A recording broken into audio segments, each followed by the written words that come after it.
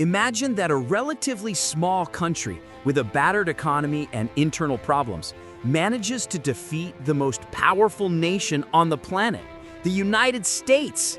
Sounds impossible, right?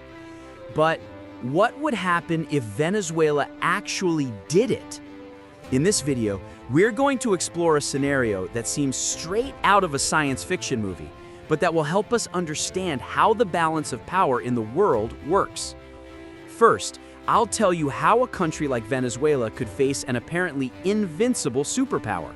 Is it possible for David to defeat Goliath in the 21st century? Then, we'll see what consequences that victory would have for the rest of the planet. We're talking oil, the dollar, and even global leadership. Imagine the headlines: markets in chaos, countries lining up on one side or the other, and a Latin America that for the first time in history would play a central role in global geopolitics. And finally, we'll arrive at the big question: would the United States fall from the world's throne, or would it find a way to recover quickly? Stay until the end, because the answers might surprise you more than you imagine, and the final revelation will leave you speechless.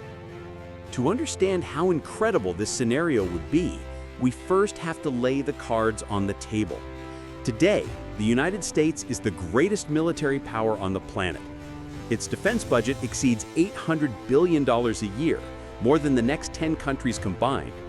It also has military bases on every continent, a naval fleet that dominates the oceans, and a nuclear arsenal capable of destroying Earth multiple times. By comparison, Venezuela is a much smaller player. Its population is around 28 million inhabitants, versus more than 330 million in the United States. Its economy, battered by years of crisis, inflation, and international sanctions, represents only a tiny fraction of US GDP. Although it has abundant natural resources, oil, gas, and strategic minerals, it lacks the technological and logistical infrastructure characteristic of a superpower. It's like pitting a professional heavyweight boxer against a lightweight amateur. On paper, there's no contest. However, world history reminds us that the impossible can happen. Vietnam, in the 1960s and 70s, resisted for more than a decade and forced the United States to withdraw, despite its enormous military power.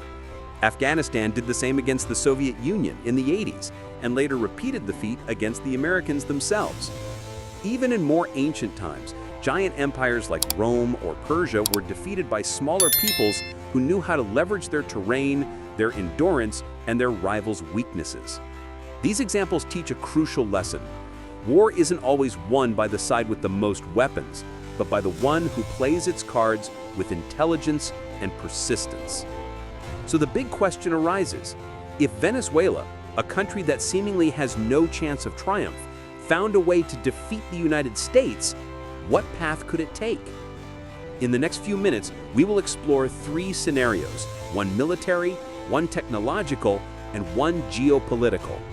Three different routes to the same impossible outcome, which, although it sounds like science fiction, opens a fascinating debate about the fragility of power and the true weight of nations on the global chessboard. When we think of a military victory of Venezuela over the United States, the first thing that comes to mind is a head-on collision. Tanks versus tanks, planes versus planes, missiles versus missiles. And the conclusion there is clear: Venezuela would lose in a matter of hours. The gap in weaponry, training, and logistics is abysmal.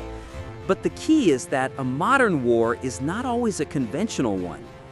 What Venezuela could attempt is an asymmetrical war, designed to strike where it hurts most, without the need to go face to face. Imagine a conflict in which Venezuela avoids open battles and instead leverages its geography. With dense jungles, mountains, and difficult coastlines, the terrain becomes a natural ally against any invasion. US troops, used to quick, technology-driven operations, would face a prolonged war of attrition, similar to what happened in Vietnam or Afghanistan. Add to that a guerrilla strategy, small groups that strike and hide, gradually sapping the morale and resources of a larger enemy. A war of attrition that turns every US battlefield victory into a political defeat. Another key factor would be external alliances. If Venezuela received logistical support, weapons, or intelligence from powers like Russia, China, or Iran, the balance would begin to tilt. It wouldn't be Venezuela alone against the United States, but an indirect conflict between major blocs. And let's not forget oil. Venezuela could use its main resource as a strategic weapon, cutting supply, sabotaging routes, or even provoking global crises in the energy market. Every military move would have an immediate effect on the world economy, generating domestic pressure on Washington. Examples from Iraq in 2003 or Somalia in the 90s show that even giant armies can become trapped in conflicts where they never achieve a clear victory. And although the United States has the capacity to devastate militarily, public opinion pressure and political costs could force it to withdraw. In this scenario, victory wouldn't be Caracas occupying Washington, something impossible, but the United States ultimately withdrawing after a long, costly, and politically unsustainable conflict. A withdrawal seen as a defeat in the eyes of the world, as happened in Vietnam. Improbable? Yes. Impossible? Not entirely. History has shown that even giants can be brought to their knees when they face the wrong opponent.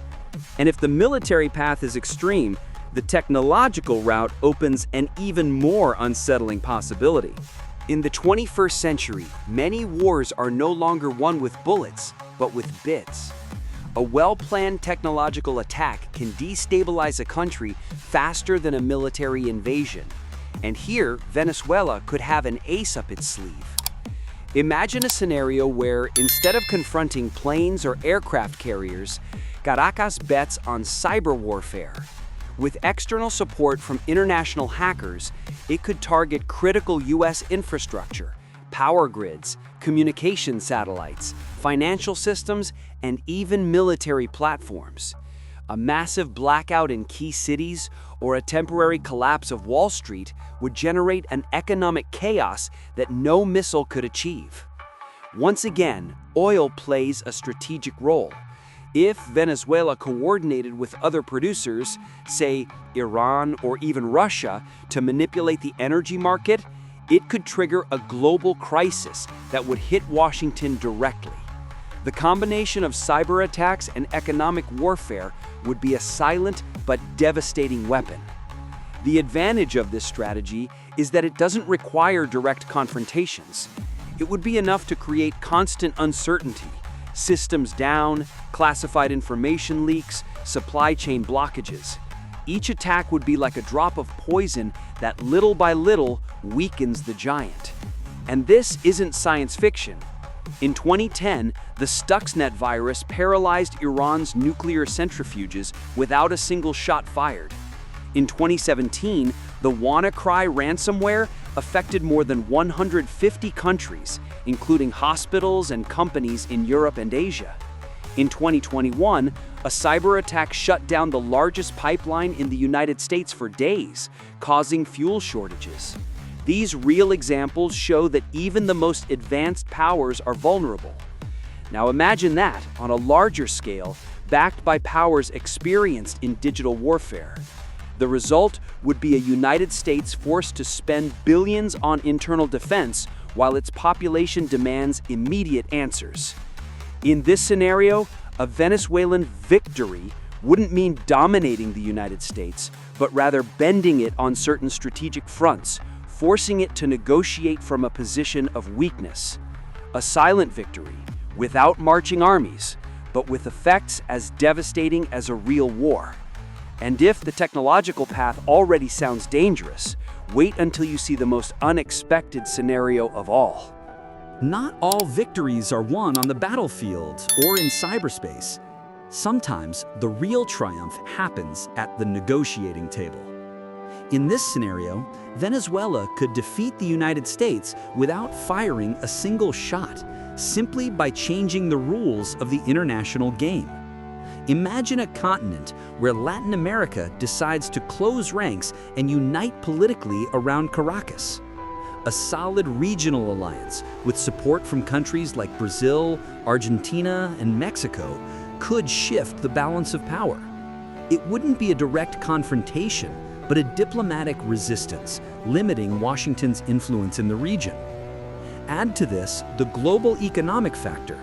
If Venezuela, together with Russia and China, pushed an alternative bloc to the dollar based on oil or cryptocurrencies, the blow to the US financial system would be enormous.